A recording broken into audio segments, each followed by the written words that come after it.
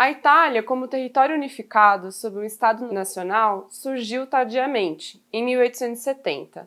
O norte do país já era um importante centro industrial antes da unificação, e no final do século XIX, essa característica se acentuou, porque a Itália passou a desenvolver sua indústria de base, que produz bens de produção, máquinas. Foi também neste momento que surgiu os grandes grupos empresariais italianos impulsionados pelo capital alemão.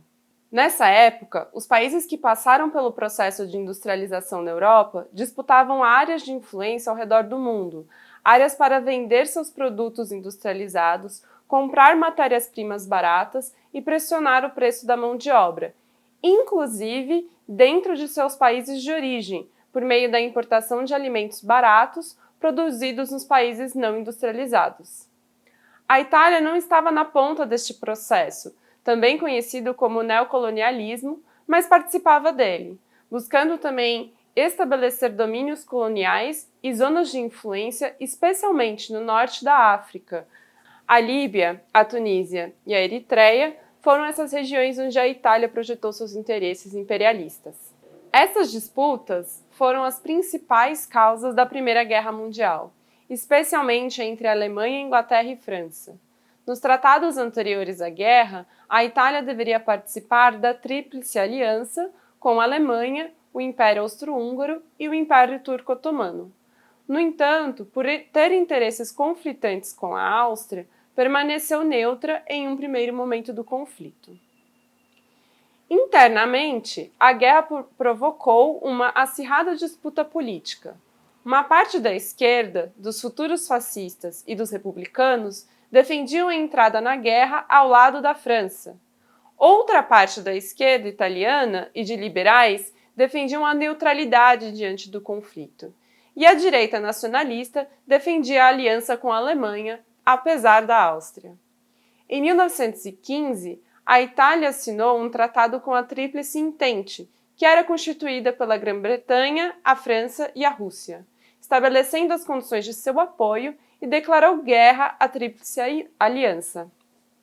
No entanto, a sua participação na guerra foi desastrosa. Com um exército despreparado, o esforço de guerra gerou apenas problemas econômicos, políticos e sociais, além de um enorme ressentimento, uma vez que, mesmo do lado vencedor, a Itália não teve as compensações esperadas. O país desejava a região de Fiume, que hoje é a cidade de Rijeka, na Croácia, o que não foi acordado nas negociações de 1919 em Versalhes, na França. Após a guerra, como todos os países europeus, a Itália passou por um período de agitações sociais e crise econômica. A partir de 1918, greves operárias se espalharam pelo país com a ocupação de fábricas e a sua autogestão pelos trabalhadores, o que gerou a formação de comissões de fábrica. Mais tarde, essas comissões foram incorporadas pelos patrões, mas os trabalhadores perderam o poder de decisão na administração das empresas conquistado durante as primeiras ocupações. O movimento se espalhou também pelos meios rurais, onde ocorreram ocupações de terra e uma intensa luta contra as milícias fascistas, conhecidas como Camisas Negras. O período de intensas lutas sociais entre 1918 e 1921 ficou conhecido como Biênio Vermelho e contou com a participação dos fascistas tanto para aterrorizar os trabalhadores como para parasitar o movimento, tentando roubar sua direção. A figura mais conhecida do fascismo italiano é Benito Mussolini, um personagem tão contraditório quanto seu discurso. No começo dos anos 1900, ele entrou para o Partido Socialista Italiano, o PSI, chegando a ocupar cargos de liderança, mas rompeu com a organização no início da guerra, uma vez que defendia a entrada da Itália no conflito, enquanto que a posição oficial do PSI, apesar das divergências internas, foi de neutralidade. A partir deste momento, Benito Mussolini começou sua jornada para a fundação do movimento fascista. Em 1915, já fora do PSI, Benito Mussolini fundou o jornal Popolo d'Italia, que era financiado pelo empresário Felipe Einaudi. Ao longo do tempo, várias organizações fascistas foram criadas, combatendo greves ou se aproveitando delas no período em que o movimento sindical se fortalecia. Mussolini, no entanto, não aderiu a nenhuma. Pelo contrário, fundou em 1919 o movimento Fatti Italiani di Combattimento, ao qual se juntou também o fundador do movimento artístico futurista, Filippo Tommaso Marinetti, e outro líder fascista, o poeta Gabriele D'Annunzio. Após a Primeira Guerra Mundial, se formaram na Itália milícias de ex-combatentes, os chamados Arditi del Popolo, mas elas não eram tão organizadas e nem vinculadas ao exército como o que ocorreu na Alemanha. Elas eram mais confusas, havendo inclusive elementos de esquerda. Dessas milícias saíram os camisas negras fascistas, que foram um instrumento essencial para a conquista do poder pelo movimento. Elas foram mobilizadas principalmente por D'Annunzio, que era adepto da tomada do poder por meio de um golpe de Estado. Em 1919, D'Annunzio tomou a cidade de Fiume, símbolo máximo das expectativas frustradas com a guerra. O grupo de D'Annunzio defendia um projeto de expansão da Itália sobre territórios ocupados pelo recém-criado Reino da Iugoslávia. O governo italiano interveio no caso de Fiume e acabou com a aventura em 1920. Por sua vez, e em discordância com D'Annunzio, desde 1919, Mussolini buscava a via eleitoral como forma de chegar ao poder. Neste mesmo ano, os fascistas já participaram das eleições, tendo um resultado pífio. Mas a partir de 1920, os liberais possibilitaram que os fascistas disputassem as eleições em outros partidos, o que fez a sua votação aumentar enormemente. Com a derrota de D'Annunzio e a ascensão eleitoral de Mussolini, este passou a controlar o movimento. Neste contexto, no ano de 1921, o Partido Nacional Fascista foi fundado. O discurso passou a ser mais conciliador, buscando uma aproximação com o rei da Itália e a pacificação com a Igreja Católica, uma mudança radical do movimento de 1919, que era anticlerical e contra a monarquia. Contudo, a violência das milícias fascistas contra os trabalhadores organizados avançou sem parar, principalmente no meio rural. Enquanto as autoridades fechavam os olhos para a ação dos fascistas, Mussolini realizou uma manobra de força que acabou levando-o ao poder. A Marcha sobre Roma, uma manifestação massiva do Partido Fascista realizada na capital do país em 28 de outubro de 1922. Ela assustou as elites italianas, que, com medo de um golpe de Estado, acabaram apoiando a decisão do rei Vítor Emanuel III de nomear Mussolini o chefe de governo, que é um cargo equivalente ao de primeiro-ministro. Dessa forma, com a anuência das elites econômicas, o apoio dos liberais e atraindo o apoio da monarquia e da igreja, foi que o fascismo chegou ao poder. Mesmo com o fascismo no governo, as milícias continuaram aterrorizando opositores, estabelecendo aos poucos um regime que legalizava a ilegalidade. Alguns socialistas, como o deputado Giacomo Matteotti, denunciavam essa violência. E em 1924, Matteotti foi assassinado pelos fascistas, abrindo a primeira grande crise do governo Mussolini. Contudo, a resposta das esquerdas e das forças políticas contrárias ao fascismo, que realizaram manifestações públicas e exigiram justiça e punição aos culpados, foi em vão. Com a sociedade e o Estado italianos em franco processo de fascistização, Mussolini saiu da crise fortalecido, sendo respaldado pelo Vaticano, pelos liberais e pelo poder judiciário, que não puniu os culpados. O que era um assassinato político, perto do controle e da repressão às forças de esquerda e ao movimento dos trabalhadores? Eis a legalização da ilegalidade. O movimento fascista na Itália sempre foi minoria no meio sindical. No entanto, teve um papel importante nesse período, intervindo em inúmeras greves em favor dos empresários. Mesmo durante o regime de Mussolini, ocorreram greves, mas elas foram totalmente ignoradas ou reprimidas. Os salários arrochados e as conquistas do Biênio Vermelho foram sendo neutralizadas, eliminando qualquer papel dos trabalhadores na gestão fabril. Esse processo culminou na publicação da Carta del Lavoro, em 1927. A carta, apesar de introduzir algumas antigas reivindicações do movimento operário, como a jornada máxima de 8 horas de trabalho, oficializou que era o patrão quem cabia à direção da fábrica, e ninguém mais, botando uma pedra em cima das conquistas do Biênio Vermelho. Em 1934, as organizações operárias são reestruturadas em corporações, que combinavam trabalhadores e empregadores, e que na prática acabavam constrangendo os trabalhadores a aceitarem a política de seus patrões. Conquistado o poder dentro do quadro constitucional e com o apoio dos liberais e das elites econômicas, o regime se consolidou com a aprovação de uma série de leis que engessaram a ação dos trabalhadores, transformando a lei eleitoral de forma a perpetuar no legislativo aqueles que lá já estavam, processo que culminou com a aprovação de uma nova Constituição em 1925. Somente então, inventando sua falta de responsabilidade, como diria Gramsci, os liberais deixaram o governo. Podemos perceber que a tática de Mussolini foi costurar os elementos conservadores da sociedade italiana e os liberais, unificando-os em torno do medo que tinham da revolta dos trabalhadores. Um grande passo nesse sentido foi a assinatura do Tratado de Latrão, em 1929.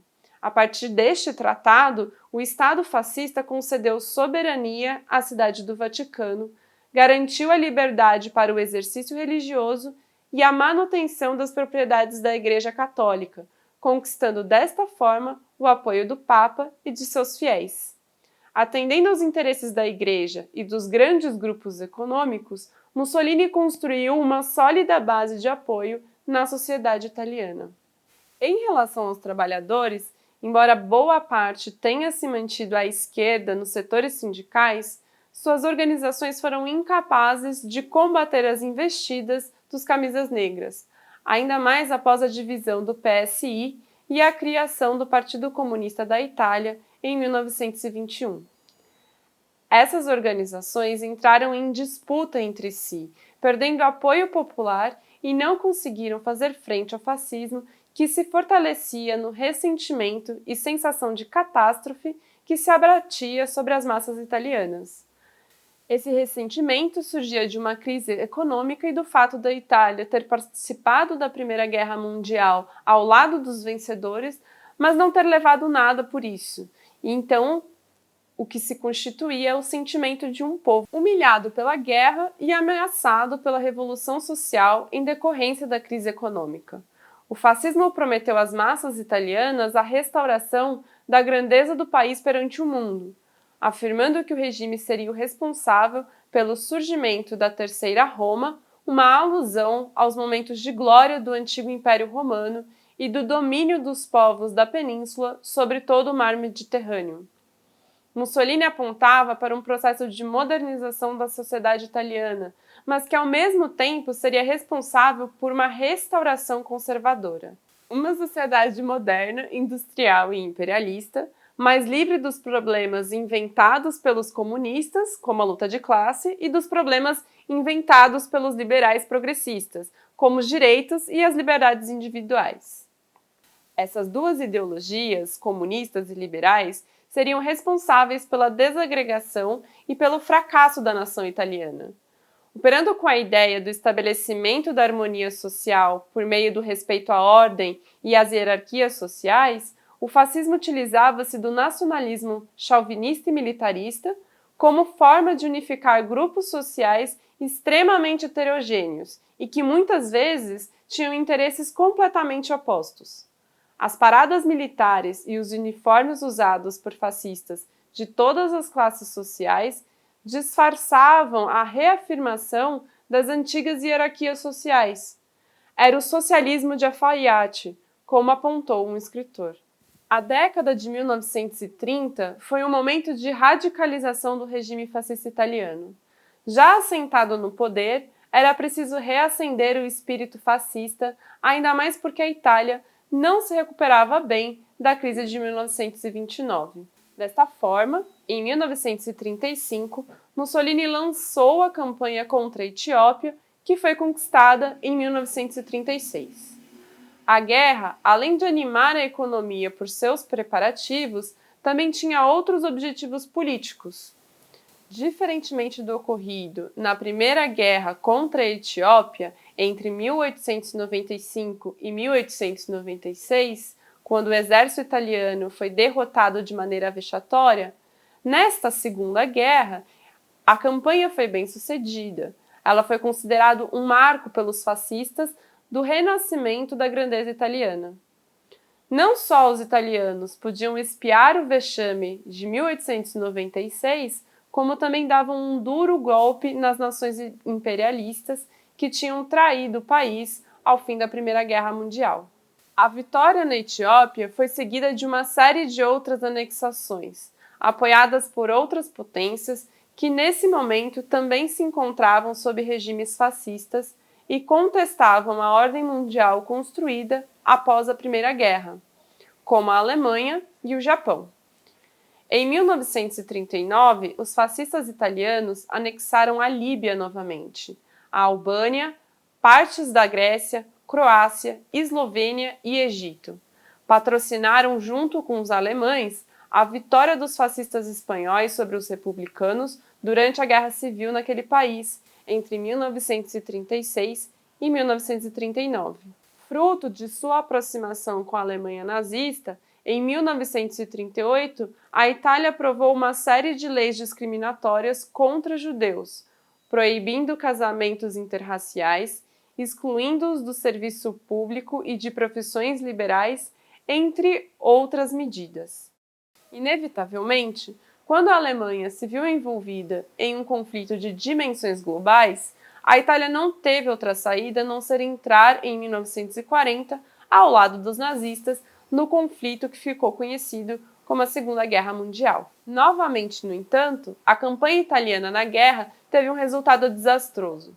Seu exército despreparado e sua economia menos vigorosa que a alemã levaram a um rápido esgotamento das forças militares e econômicas e ao início de greves operárias em 1943, além de outras manifestações contra a guerra. Em meio a esses conflitos, e somando-se o iminente desembarque de tropas estadunidenses na Itália, os apoios costurados por Mussolini se esgarçaram e se voltaram contra ele. Por causa disso, ele foi destituído do cargo de Duce no meio do ano de 1943. A parcela do governo que se organizou no sul da Itália passou então para o campo dos aliados, que era o campo da França, da Inglaterra e dos Estados Unidos. Benito Mussolini conseguiu manter o controle do norte da Itália com a ajuda do exército alemão, que passou a ocupar essa região do país. Fundou-se assim a República Social Italiana, que radicalizou o discurso fascista, nacionalizou vários ramos da indústria e reforçou a direção da burocracia sindical nas comissões de fábrica, embora tenha concretizado muito menos do que prometeu. No entanto, quem comandava de fato a região era o exército alemão, e há várias correspondências entre Mussolini e Hitler em que Mussolini reivindica autonomia para governar o país, mas ele sequer conseguiu reestruturar o exército. Os últimos dias do fascismo italiano revelaram a farsa que sempre foi. Nunca conseguiu constituir-se autonomamente, dependendo sempre dos acordos com os setores conservadores para existir. Quando estes setores conservadores se retiraram do governo, só a força do exército alemão conseguiu assegurar o controle de parte do território e, ainda assim, Mussolini em si não comandava nada, estava submetido aos interesses e às ordens nazistas. Essa ocupação alemã levou à formação de guerrilhas conhecidas como partisanos, que capturaram Mussolini em 1945, quando tentava fugir para a Suíça, e o executaram sumariamente. A famosa música Bella Ciao foi tomada como símbolo da resistência desses guerrilheiros.